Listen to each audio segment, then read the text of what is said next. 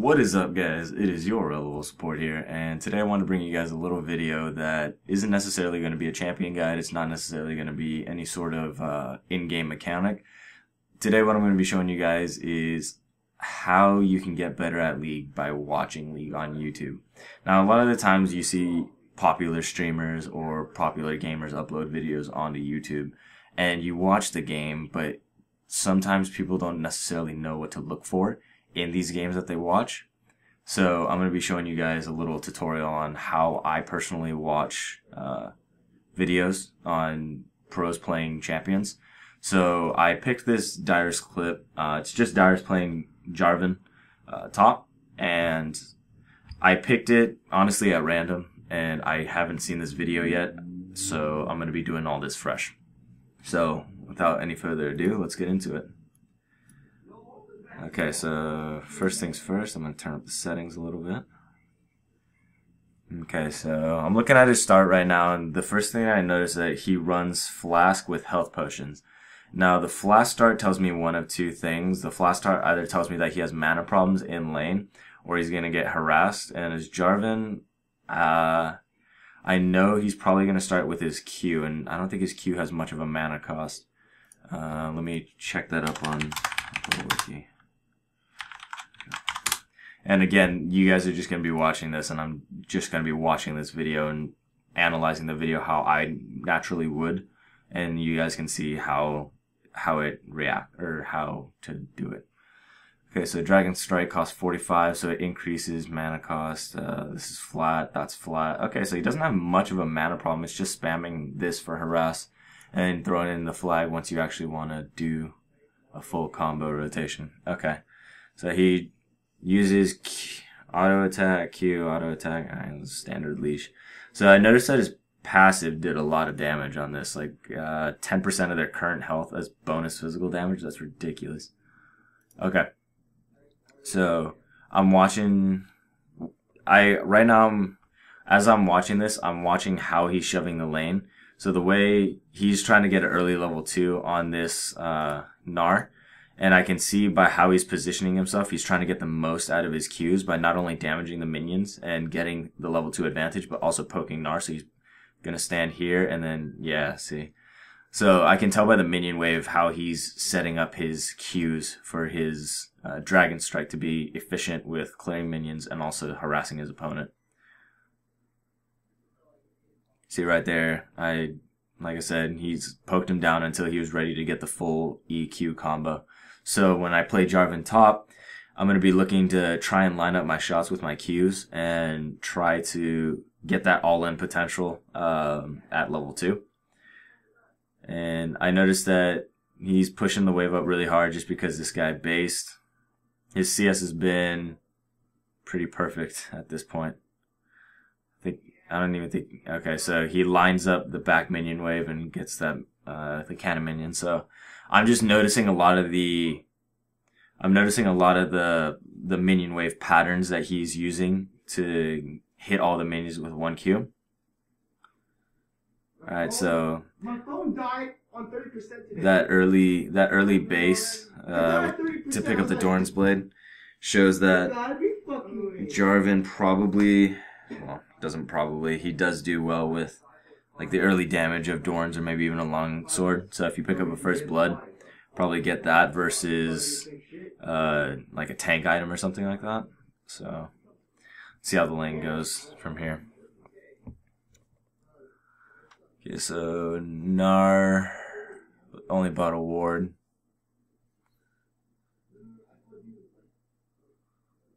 Okay.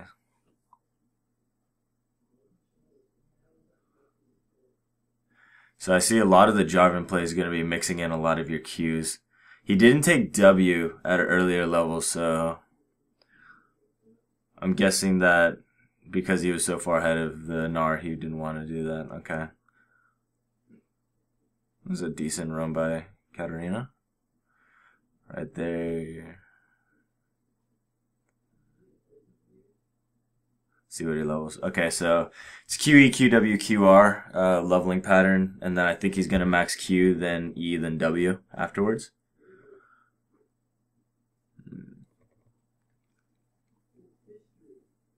And a lot of Jarvan's positioning, he's positioning towards the bottom half of the river to zone Gnar from using his ward, which allowed Katarina to come in there.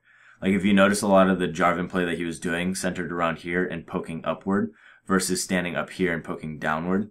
Because if he were to do that, he would give Gnar... Oh, sorry, Dyrus, I didn't mean to interrupt you. Oh, Dyrus. But yeah, he's standing more closer to the river to zone him from getting vision. I almost just tried to click on Gnar to see his item set.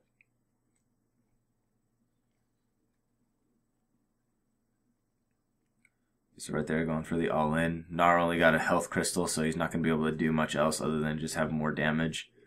Which I think the health crystal doesn't really play much into Jarvan's passive.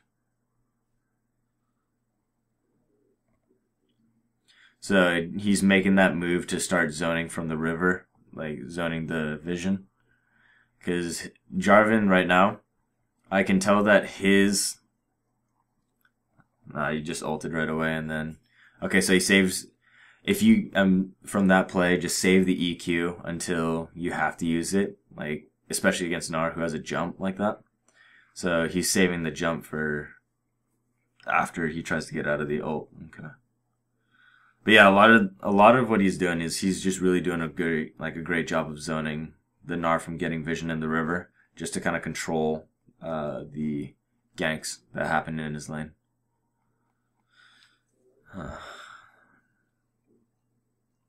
I'm looking at also how fast his mana ran out, even with his flask.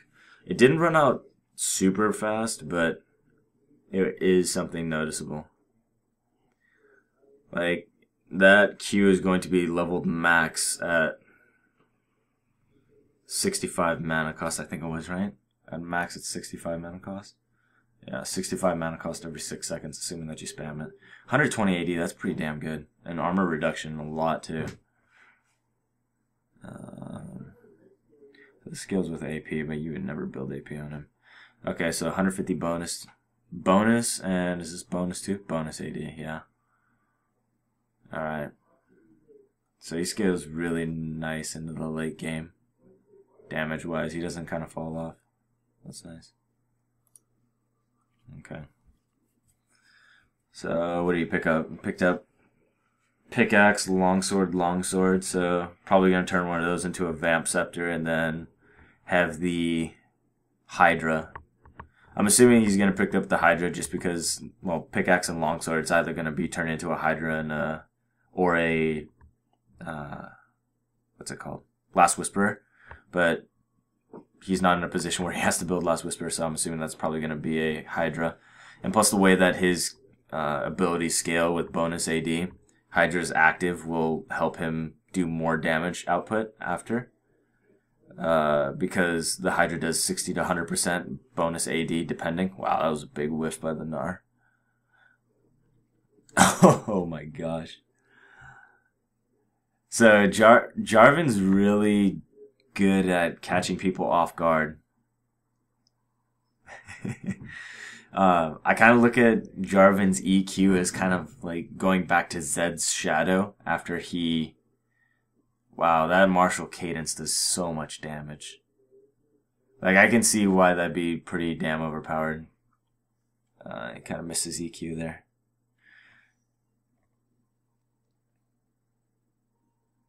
That was a good TP bar Gnar.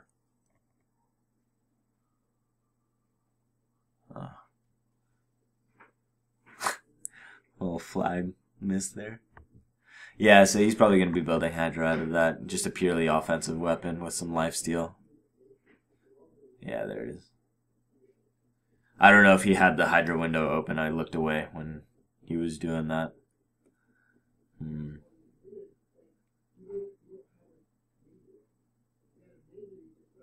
Okay. So one thing I'm noticing also with Jarvan is it's pretty cool that even against ranged champions, you don't have to necessarily get zoned out from your CS. Like, you can almost trade ranged harass with them because of your Dragon Strike. I probably wouldn't rely on it as a poking tool, Like, I mean, it is, but I wouldn't rely on that as solely the only way that you farm and only harass them, because you'd run fairly fast. But it definitely is really effective. It allows... I mean, I think it's honestly allowing him to zone a Gnar, even though Gnar is ranged versus a melee top laner. Let's see how this gank goes. How does he... Alright, so how is he going to lead this gank? Is he going to try and lead with an EQ, or is he going to try and lead with his ultimate? I'm assuming he's going to probably try... Alright, so he tried EQing there. Okay, there's the ult.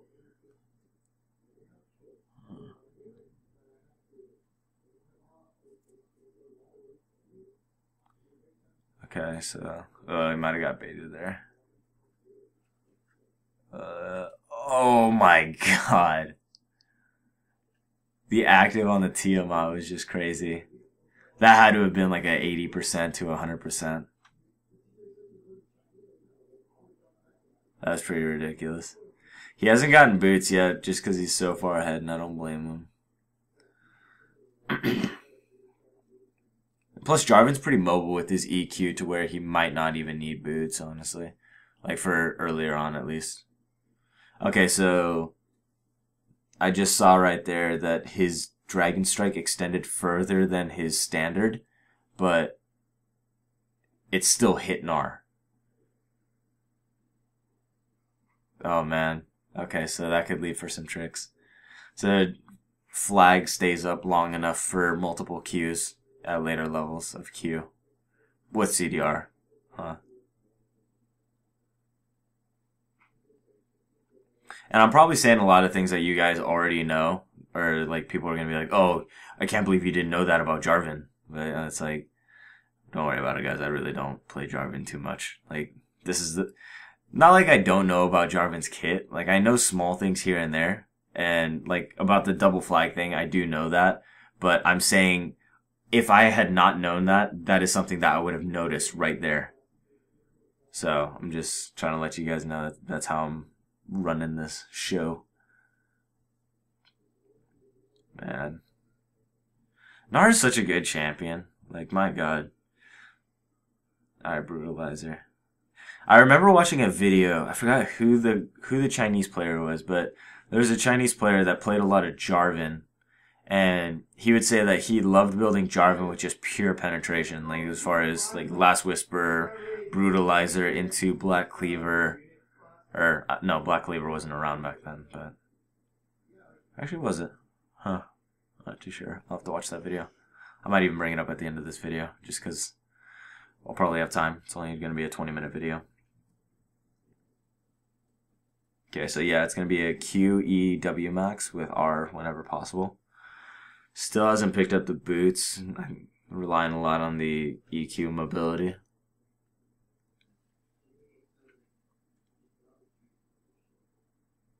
I really want to see a good team fight. I want to see how he leads into team fights. Like, obviously he's going to go in first, but... Like, is he going to ult to lump as many people as he can, or is he going to leap to assassinate? Because the damage route he's going is like, I think he could do an assassination as far as damage output, like in a quick instance. But I'm not sure. We'll see.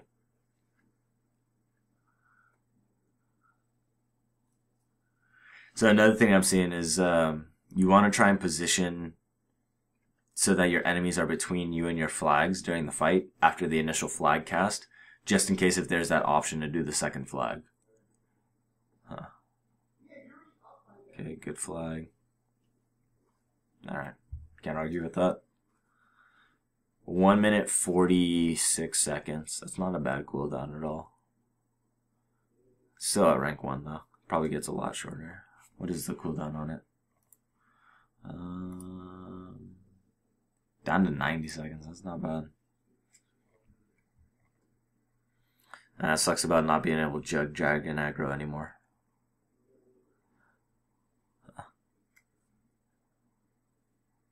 Okay. Another thing I'm going to point out is I noticed that he's also 9-1 and 2. So a lot of the ballsy plays that he does in this game may not necessarily work for me or work for another Jarvan in another game where it's not going to be that far, not going to be that far ahead. And his farm's meh, but he's also 9-1 and been roaming half the time. So I'm guessing supplement the 9-1 for more farm. Probably won't have this many items this early on, but I guess the gameplay still stands as the same.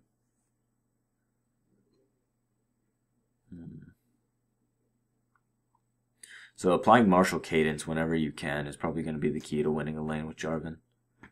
Especially against like melee people that you can come close to. Like his amount of trade for CS is going to be ridiculous because the fact that you could just auto attack them every time they go for CS, and in the meantime when you do that, you apply martial cadence passive. Like my god, 10% current health each time. Obviously it's going to dwindle, but early on it's just going to chunk people. Okay, so he's waiting for his ult right now.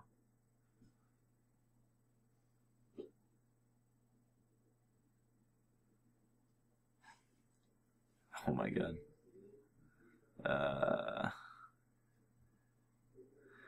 Okay.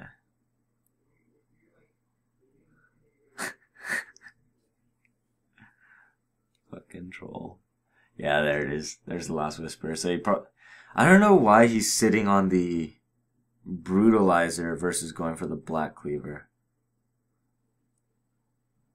Okay, now he just picked up his boots. Reality check for Darius made my boots. Hang on. I know each individual stat behind both of them, but why?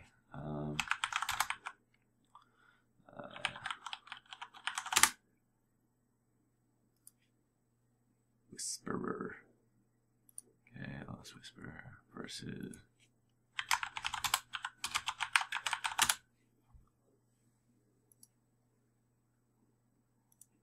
Better pause the video. I should just let it run. Fuck it. Alright, so 200 health, 50 AD, 10% CDR, 10 armor pen, but 5% for 4 seconds. Yeah, I don't know why you would go for this. It's a lot more armor pen, but it's a lot of stats for more armor pen. I don't know. Is their team even stacking that much armor?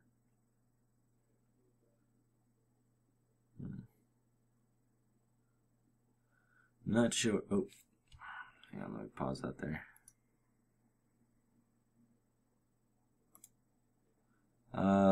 Lee's building none. Jan's building none. He's building none. He's building none. Yeah, no one's building damage or armor. So I guess it's just gonna make him have pretty much negative armor at a certain point. Not literally, but catch the drift. My god, that's a lot of damage.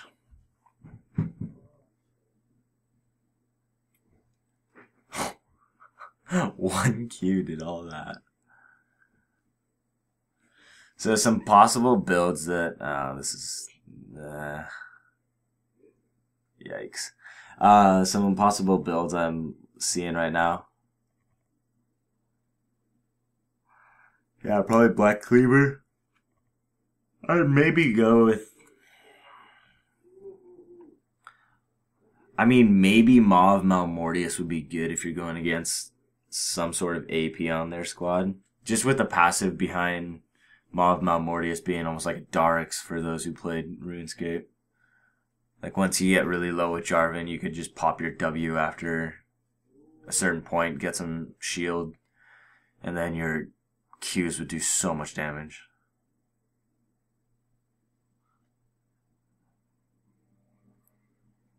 So I just saw his combo, his typical combo. It's going to be EQ, auto reset with Hydra, and then auto once more.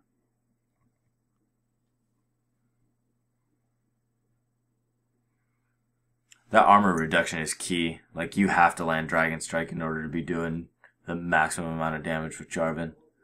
Like, if you're not landing those Qs, then you're missing a huge damage output just with the armor shred. Huh. Couldn't do it. Okay. see what else is he gonna do. Yeah, this game's a little difficult just because that would be good. Just getting straight damage after that. This game's kind of difficult to go off of. Like, I can't really tell much as far as mechanical stats are concerned with Jarvan, just because I didn't really see an organized team fight. It was just almost too dominating to tell much. But what you guys were able to, what I was able to pull away, you guys were able to see there. So looks like this video is wrapping up. Hopefully you guys enjoyed this video.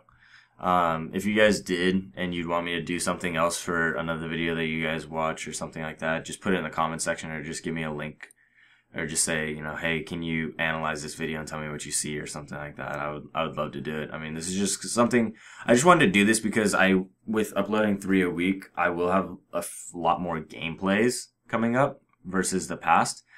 So I will have a lot more of the gameplays, just of me doing exactly what Dyrus is doing right here and just playing. So I wanted you guys to be well equipped to watch these videos and not feel like you're just wasting time. Like, you guys can actually watch mechanical things that I do with the champions and pull away something from that. Or you can just have a good laugh if it's a funny video. I'm not too sure. But, so yeah, I just wanted to do this video for you guys just to show you how I specifically watch these types of videos. You know, you can watch them how you will, but this is how I get the most out of my videos, and this is how I learn the most about champions. Not every champion is going to be good in every scenario. I'm pretty sure if I watched a couple more Jarvan videos, top, I'd be able to see scenarios where he doesn't excel and scenarios where he does excel. He just got really ahead at the beginning, and it was just too much for Nar to try and keep up with. I mean, Dyrus is a fantastic person as far as a player is concerned, so he knows how to definitely hold the lead. And I hope that his team was also pretty ballin' too. Alright guys, hope you enjoyed that video. Again, leave a video in the comment section if you guys want me to like watch another video and really pick it apart, like, you know, and you guys can learn from that. If you found this video helpful too, let me know. I might even do more videos like this just so that you guys can kind of learn a little bit on how to analyze these videos. But anyway guys, without anything else to say, this has been your LOL support, and I am out of here. Tiebreaker.